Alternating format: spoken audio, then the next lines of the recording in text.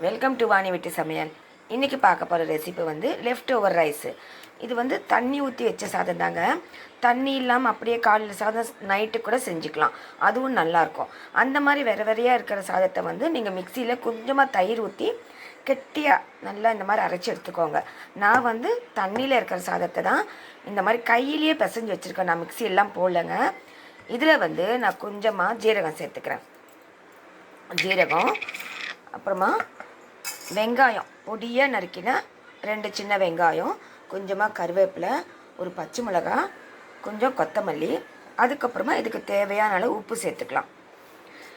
கொஞ்சமாக பச்சரிசி மாவு. பச்சரிசி மாவு வந்து இந்த சாதத்துக்கு எவ்வளோ தேவையோ அந்தளவு சேர்த்துக்கோங்க. கூட உங்களுக்கு கொஞ்சமாக தண்ணி பிடிக்கிற மாதிரி இருக்குன்னா தயிர் சேர்த்துக்கோங்க, டேஸ்ட் அட்டகாசமாக இருக்கும். தயிர் சேர்த்துக்கிட்டு இது எல்லாம் ஒன்றா போட்டு பிசைஞ்சிட்டு போண்டா போடுற அளவுக்கு பிசைஞ்சிட்டு உங்களுக்கு காமிக்கிறேன். இப்போ பாருங்கள், மாவு வந்து நல்லா டைட்டாக பிசைஞ்சு வச்சுட்டேன். நம்ம போண்டா போடுறதா இருந்தால் கொஞ்சம் நான் தயிர் ஆட் பண்ணியிருக்கேன். அதுவே வடையாக இருந்தால் நம்ம தயிர் கூட ஆட் பண்ண வேண்டாம், அப்படியே நம்ம தட்டி வடை போட்டுக்கலாம். சேம் ப்ராசஸ் தாங்க.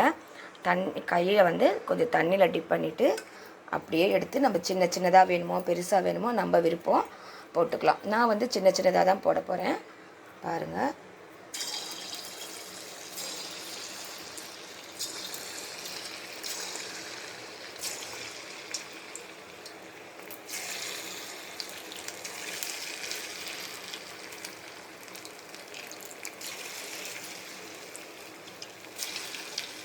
இந்த மாதிரி போட்டு பொரிச்சு எடுத்துக்கலாம்.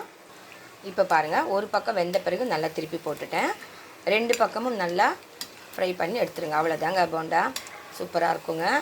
ட்ரை பண்ணி பாருங்கள். பிடிச்சிருந்தால் லைக் பண்ணுங்கள், ஷேர் பண்ணுங்கள், கமெண்ட் பண்ணுங்கள். மறக்காமல் என் சேனலை சப்ஸ்கிரைப் பண்ணுங்கள்.